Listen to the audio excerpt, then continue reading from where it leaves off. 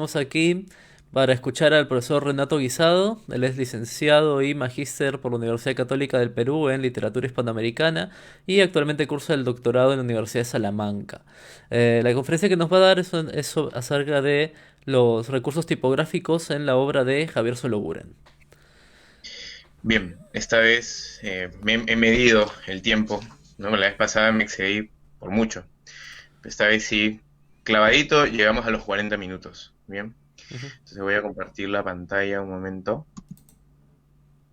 Eh, Me dices, Pablo, si se está viendo, ¿ya? Ya, yo te aviso. Ujú, mm. Ah, ya, espérate. Espérate. No sé por qué no me deja compartir. Tienes que hacerlo en... Ya está. Ya está. Ahora sí, Bien. se ve. ¿Qué es lo que se ve? Se ve el PPT. Ya, Lo- perfecto. Vemos exactamente lo que tú estás viendo. Ya, perfecto. A ver un momento.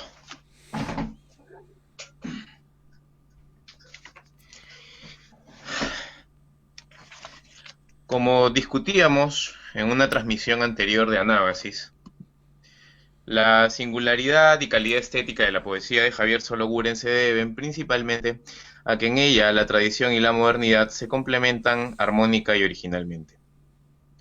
Esto puede observarse hasta cuando más moderno se nos presenta, cuando por razones expresivas contraviene la tipografía usual. Vamos a revisar las pautas de esta vertiente en tres poemarios: Otoño en Dechas, publicado en 1959, aunque escrito en su estadía en Suecia, durante su estadía en Suecia. Corola Parva, publicado en 1977, ahí me he equivocado, bien, pero escrito también años antes. Y Folios del enamorado y la muerte, publicado en 1980, pero también escrito antes. Comentaremos algunos casos ilustrativos desde la lectura estructural interpretativa y a la luz de las reflexiones críticas de Sologuren sobre el lugar de la tipografía en la expresión poética. Numerosos textos críticos del poeta muestran un especial interés por las artes plásticas y su relación con la literatura. En sus ensayos de juventud es evidente la influencia del idealismo romántico y su creencia en la fusión de las artes, que recibirá también en la versión simbolista.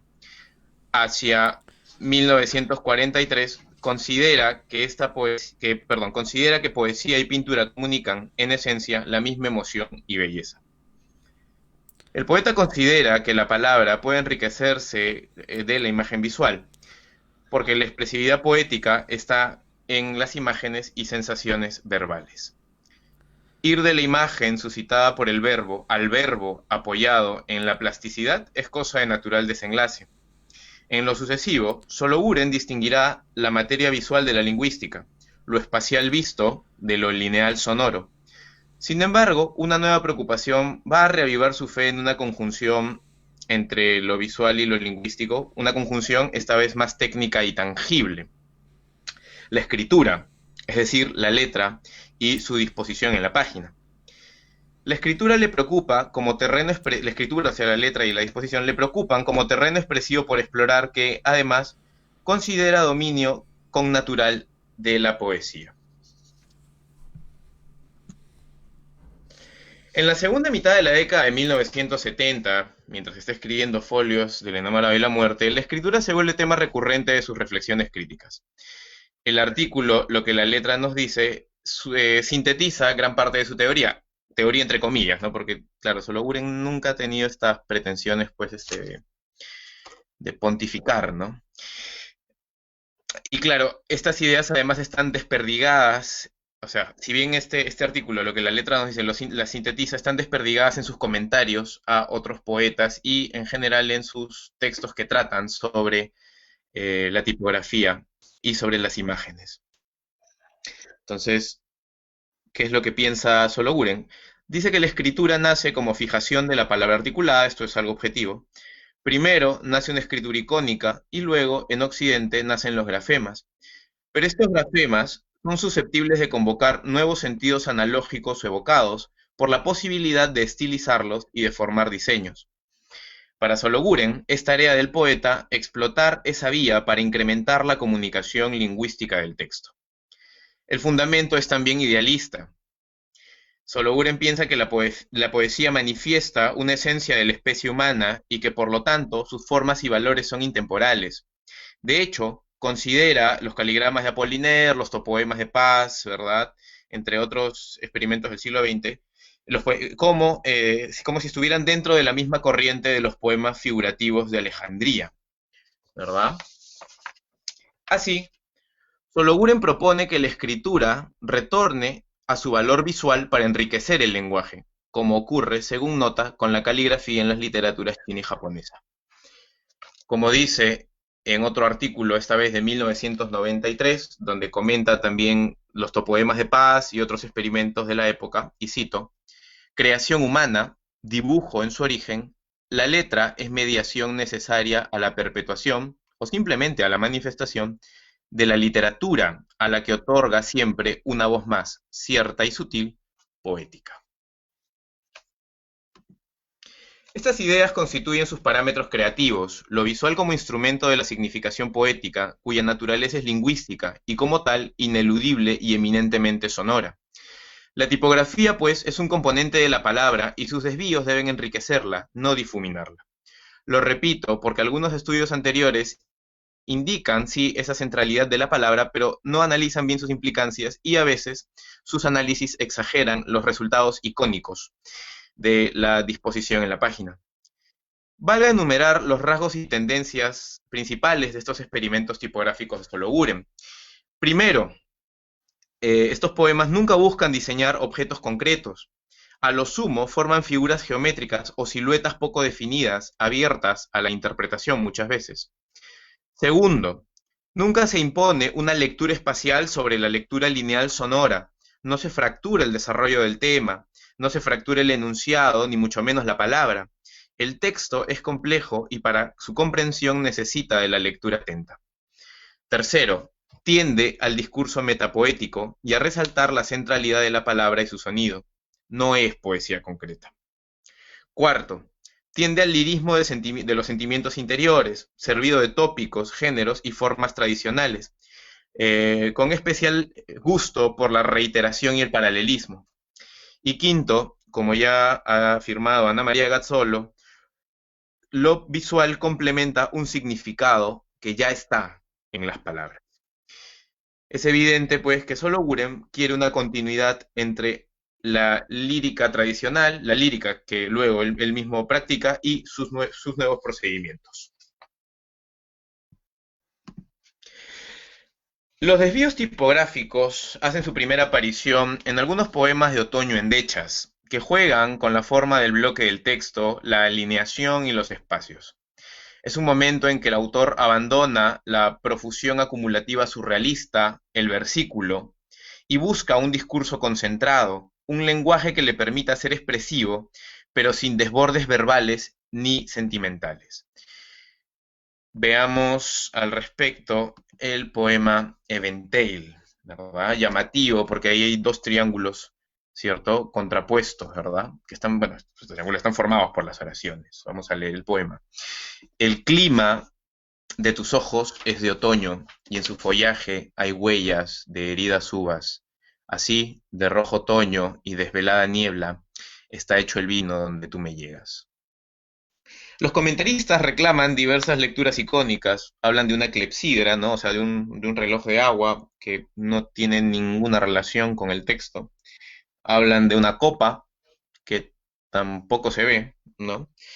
Y se menciona un abanico en movimiento. En este caso, pues, sí tendría una relación con el título, pero no es este el principio de la construcción del poema. Vamos a ver que es en realidad resultado posterior del planteamiento discursivo. Roberto Paoli en su comentario acierta cuando dice que a esta forma de triángulos invertidos le acompaña un ordenamiento especular del metro. El verso inicial es en decasílabo, como el verso final lo es también. El segundo verso y el penúltimo son heptasílabos. El tercer verso y el antepenúltimo son... Uy, aquí me falta. Son pentasílabos y el central es un trisílabo. ¿no? Es un espejo también métrico. Sin embargo, en realidad todo el discurso se organiza según una simetría de opuestos. Bien. Por ejemplo, la mirada de la mujer presenta una densa tristeza que irónicamente enamora al yo. El poeta condensa la tristeza en su imagen verbal. Los ojos son uvas cuyo denso vino, es decir, el llanto, gusta. Es una visión irónica del amor muy característica de la poesía de Sologuren. Segundo, la percepción, ¿no? En, este, en esta primera parte del primer triángulo, ¿no? Tenemos lo visto, lo que el poeta observa, y en la segunda parte tenemos la reacción que suscita en su interior. También hay una oposición simétrica, ¿no? En el tema de los sentimientos, ¿verdad? Primero se comienza con el tema de la tristeza y luego se pasa al amor. Bien, y también está el planteamiento del símil, ¿no? El planteamiento del símil. Bien, que sigue pues esta estructura, esta división especular. Los triángulos realzan esta construcción textual, o sea, por eso están. El título Eventale es resultado de la estructura discursiva y sugiere las dos caras del amor.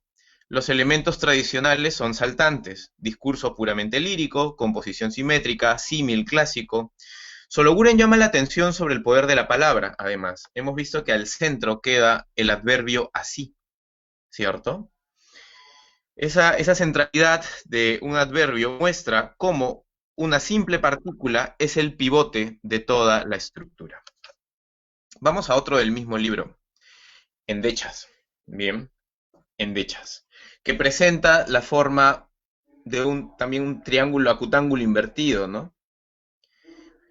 Y que conforme el triángulo se va volviendo más angosto, ¿verdad? El discurso elegíaco, ¿no? La endecha es un discurso de lamentación de la edad medieval, ¿bien? Conforme el discurso elegíaco progresa, el triángulo se va volviendo más angosto, ¿no? Y las palabras enfatizan las imágenes de muerte y de ocaso, ¿bien?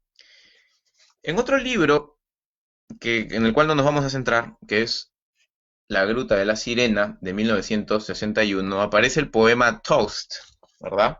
Cuya alineación en realidad resalta un ordenamiento paralelístico tradicional. Los críticos han querido ver en estas formaciones, no sé si lo notas, Paulo, muy caprichosamente han querido ver este sándwich, ¿no? No sé, no me parece dejar volar muy arbitrariamente la imaginación, ¿no? Ujú. Si me lo preguntas a mí, se me antoja una galleta casino, por ejemplo. Pero, bueno.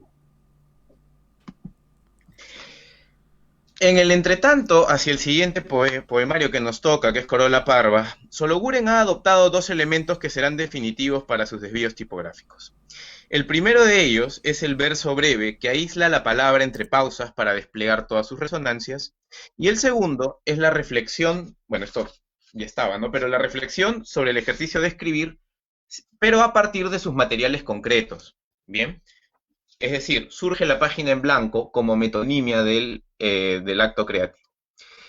A esta sazón, leamos el poema que principia Corola Parva, que es un haiku. La tinta en el papel, el pensamiento deja su noche. Bien. Con influencias de la estética japonesa, Corola Parva profundiza la concisión y la delicadeza. Apuesta por formas mínimas como el haiku y reduce la declaración lírica. Aquí da inicio, ¿no? Aquí se comienza a suprimir la puntuación y hay nuevos desvíos tipográficos, distinción de altas y bajas, más espacios en blanco, inclinación de la línea, etcétera, etcétera. Y la espacialidad interviene activamente. Por ejemplo, por única vez se busca trazar siluetas de objetos puntuales. Sin embargo, la mayoría de estos textos, que están en Corola Parva, donde hay desvíos tipográficos, tratan acerca del lenguaje, acerca del momento de la creación poética. Vamos a leer este poema, ¿no? Que es la repetición de la oración Los pájaros emigran. Bien, se trata de una repetición en inclinación ascendente, ¿verdad? Que evoca, obviamente, el vuelo de las aves. Los pájaros son un símbolo, las aves en general son un símbolo tradicional de la poesía. Sin embargo, para que esta oración, los pájaros emigran, adquieran plenamente ese significado, ¿verdad? Hay que localizar esta página, ¿no?, dentro del conjunto de Corola Parva. Bien, ¿por qué? Porque esta página marca el interludio del libro, es un interludio, ¿verdad? El tránsito del haiku hacia una sección más bien miscelánea, ¿no? Nótese pues que el sentido de esta oración depende de su ubicación en el libro. Vamos a un segundo poema. Viento de vocales, ¿verdad? Viento de vocales recrea el desorden de los sonidos anterior a la construcción del poema. Pese a que es el texto más concreto de Sologuren, ¿bien? Porque aquí obviamente no hay palabras y el significado depende de esta distribución espacial que parece pues que el viento hubiese una suerte de remolino de palabras, ¿bien? Pese a ello, ¿no?, el objeto, el tema, son los sonidos básicos del lenguaje.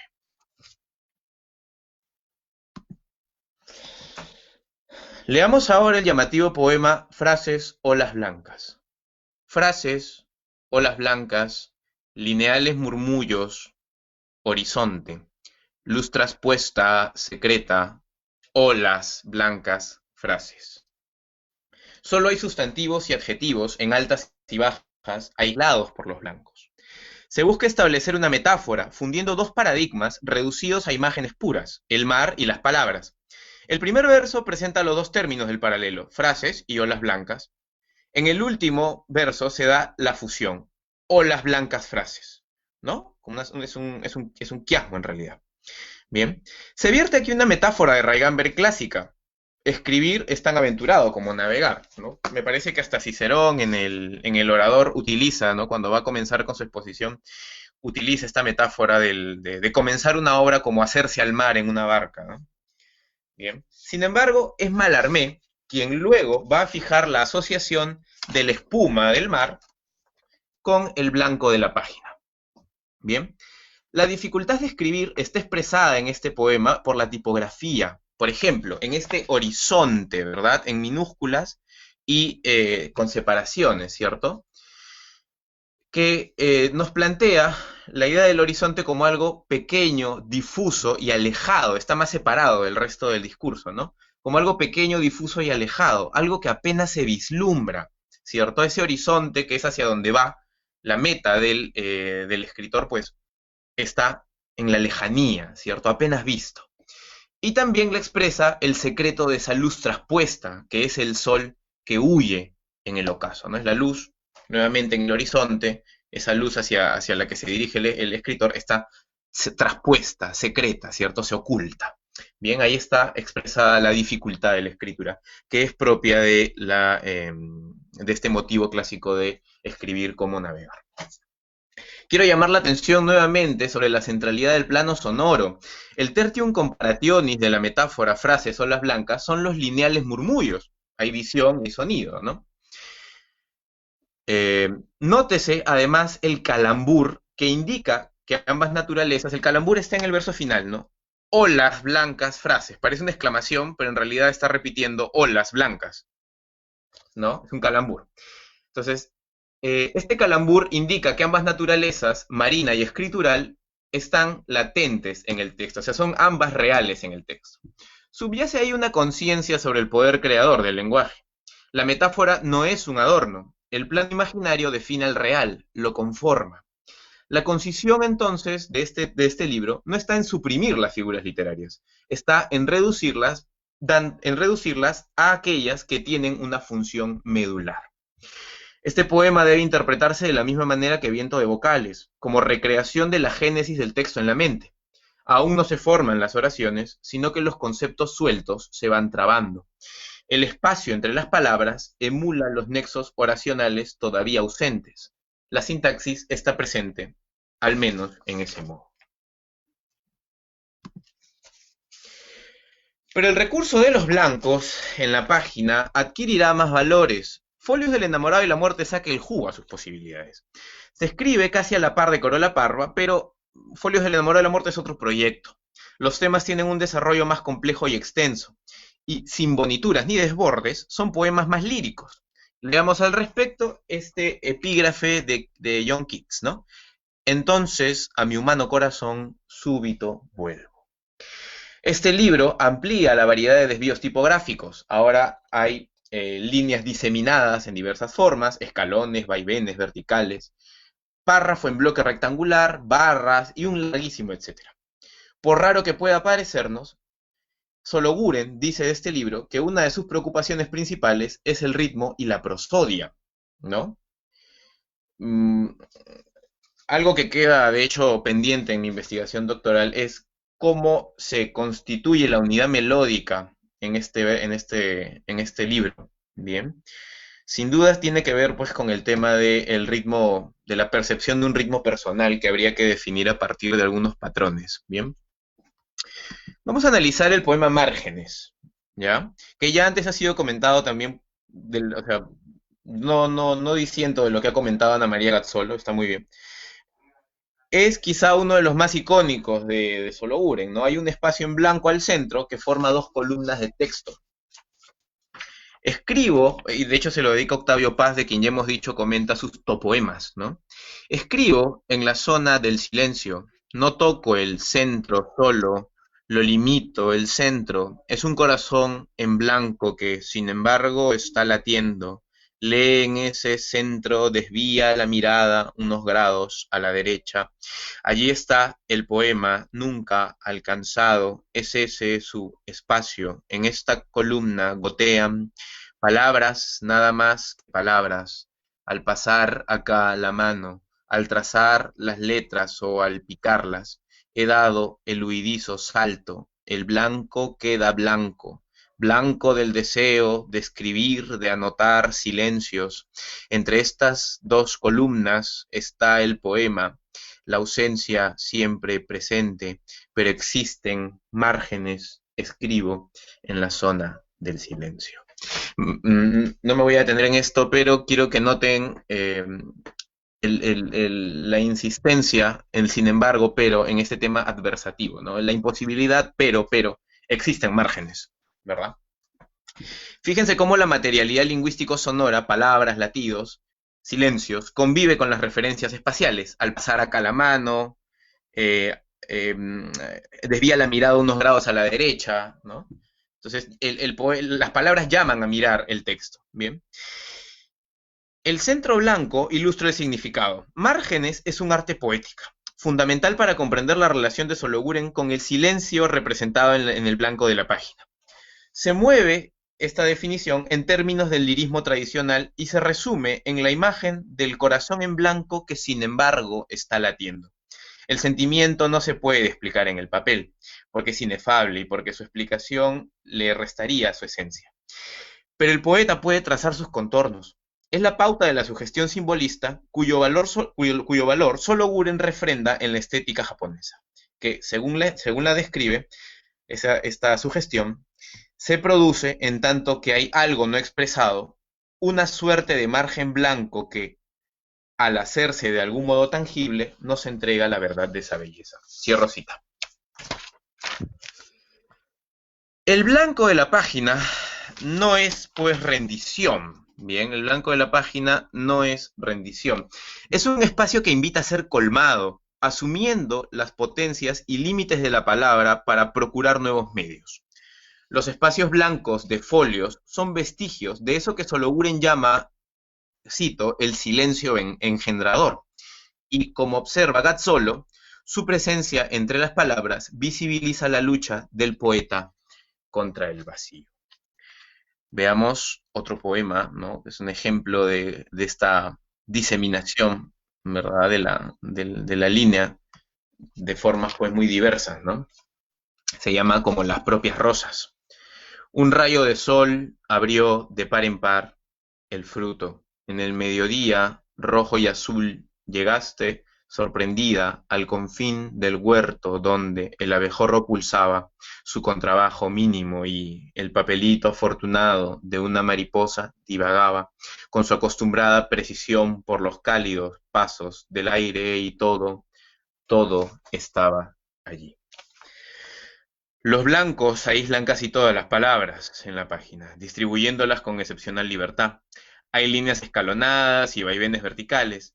La disposición y la continuidad de la construcción sintáctica recrean el constante movimiento de la escena, ¿no? Si te habrás dado cuenta que hay un viento que sopla, está el abejorro, está la mariposa, el aleteo, ¿no? Esta disposición intenta recrear justamente ese, ese movimiento aéreo, ¿no?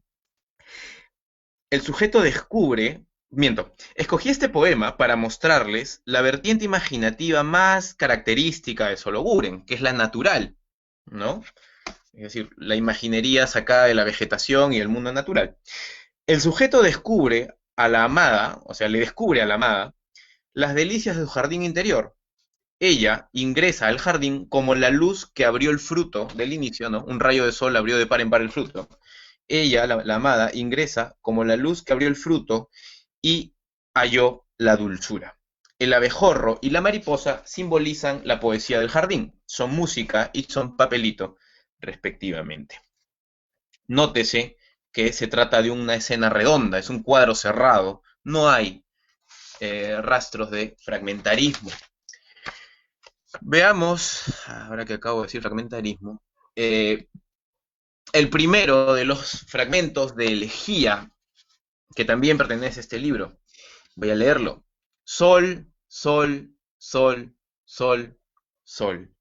Y esta gota de sangre clara.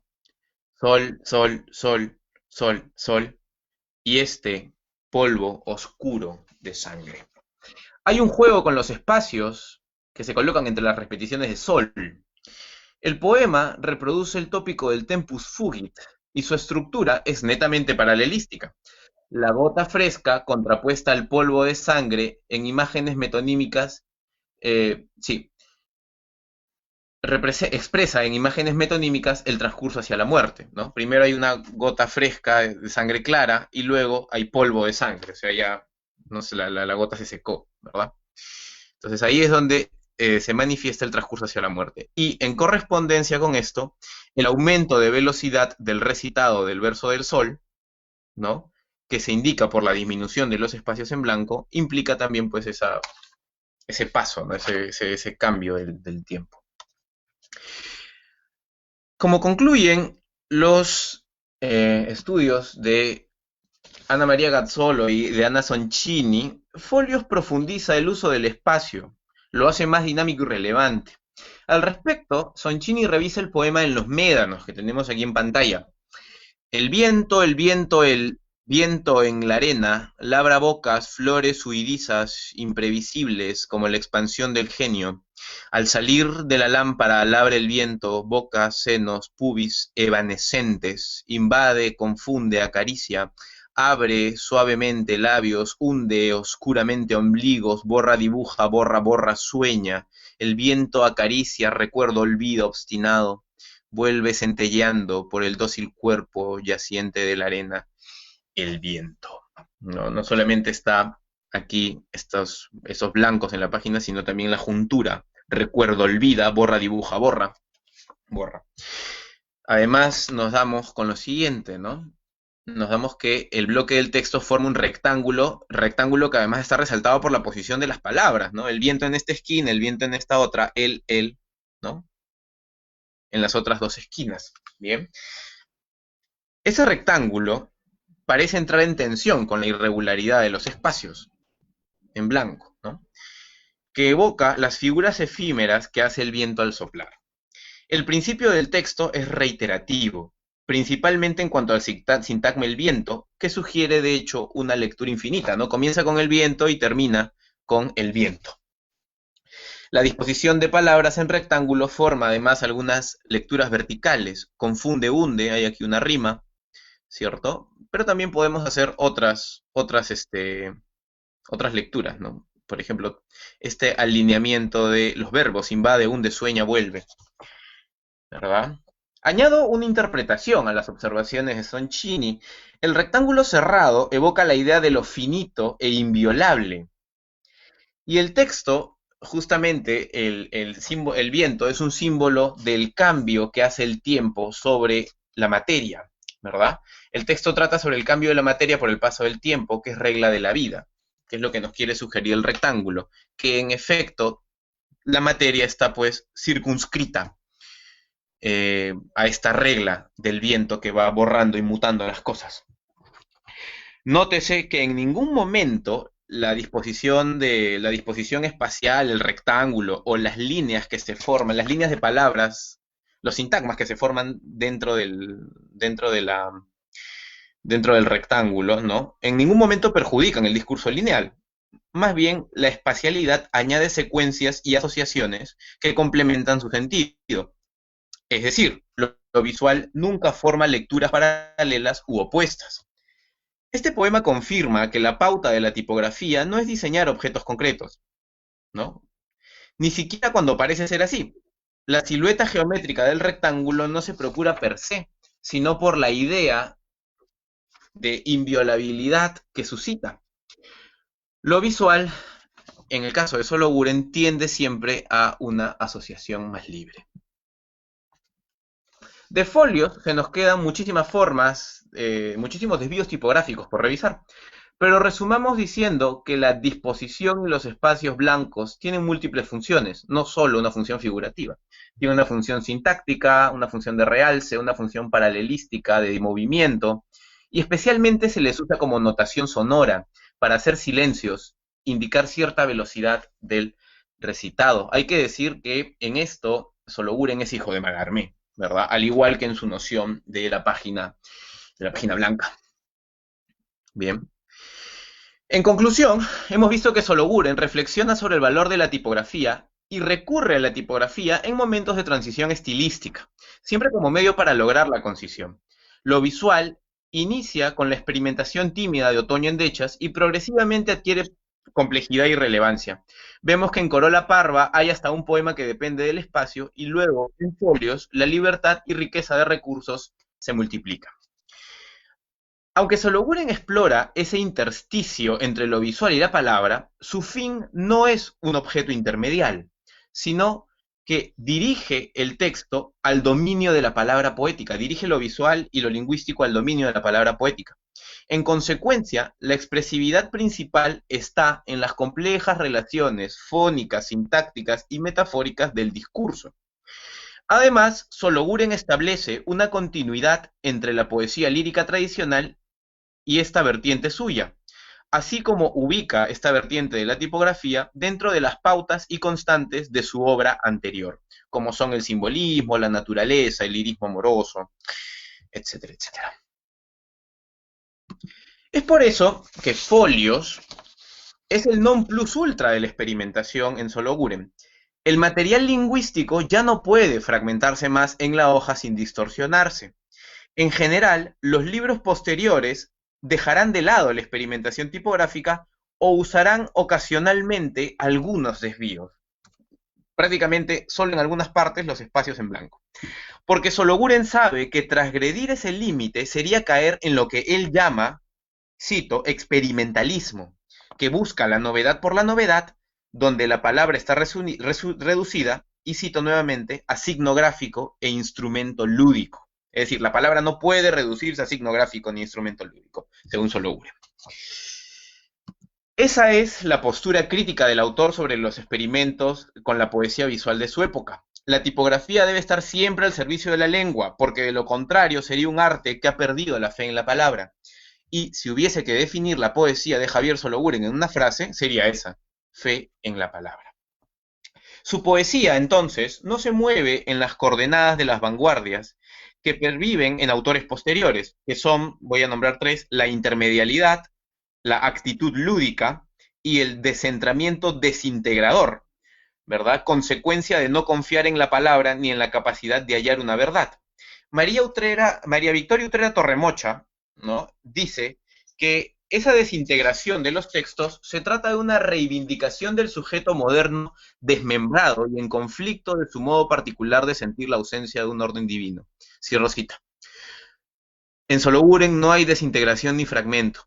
Hay una confianza en la palabra, en la capacidad humana de sentir y emocionarse. Esta poesía carece de Dios, pero tiene en su centro la existencia del sujeto, que se constata incluso con el dolor.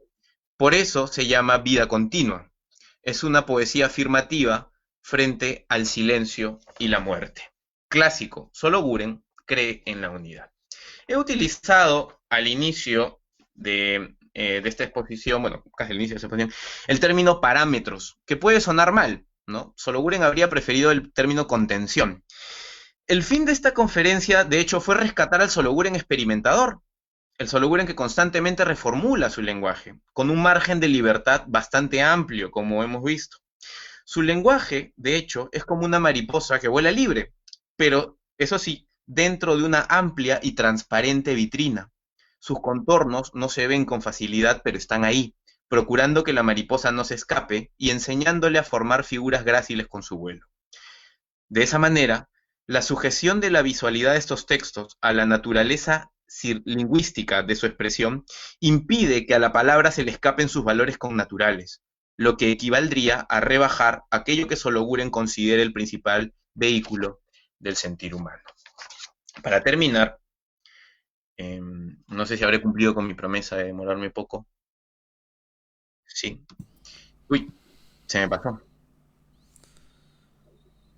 Caramba. Oye, ¿cómo? Am, con el teclado puedes poner la flecha de atrás. No, ahí está.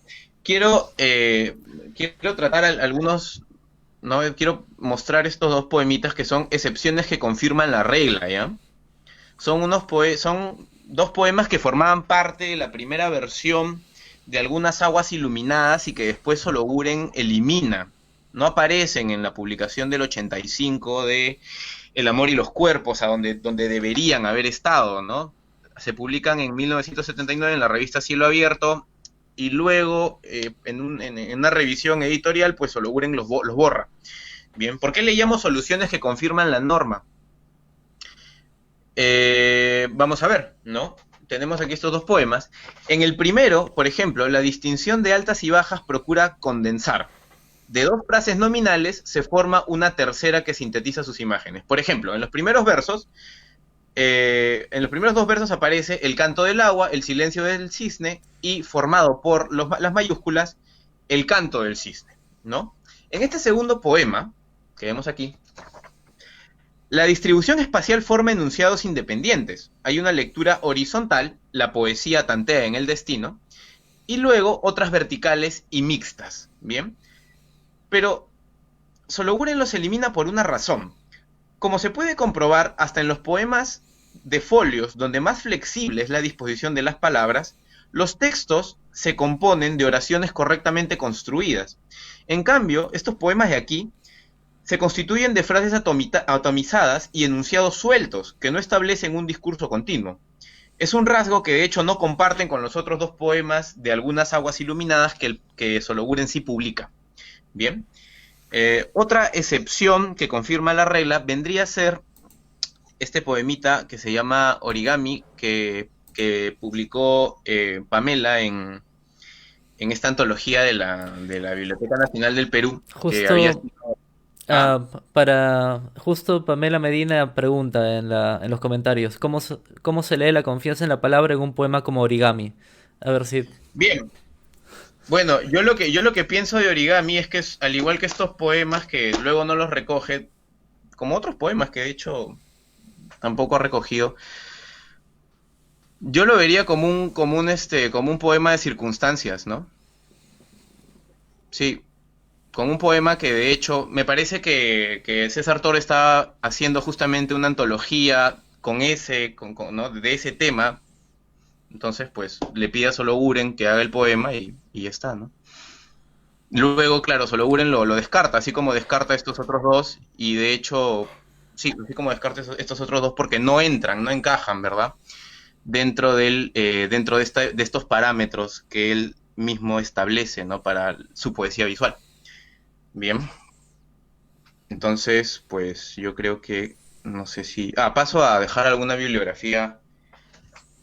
Los que están en negrita los pueden encontrar en internet, ¿ah? De, de Utrera les recomiendo que consulten el libro sobre el verso libre, pero claro, las bibliotecas están cerradas, entonces hay algunos artículos que están por ahí en línea, ¿ya? Ahí esto de tipografía y verso libre lo pueden encontrar en Rítmica, que es una revista muy bonita.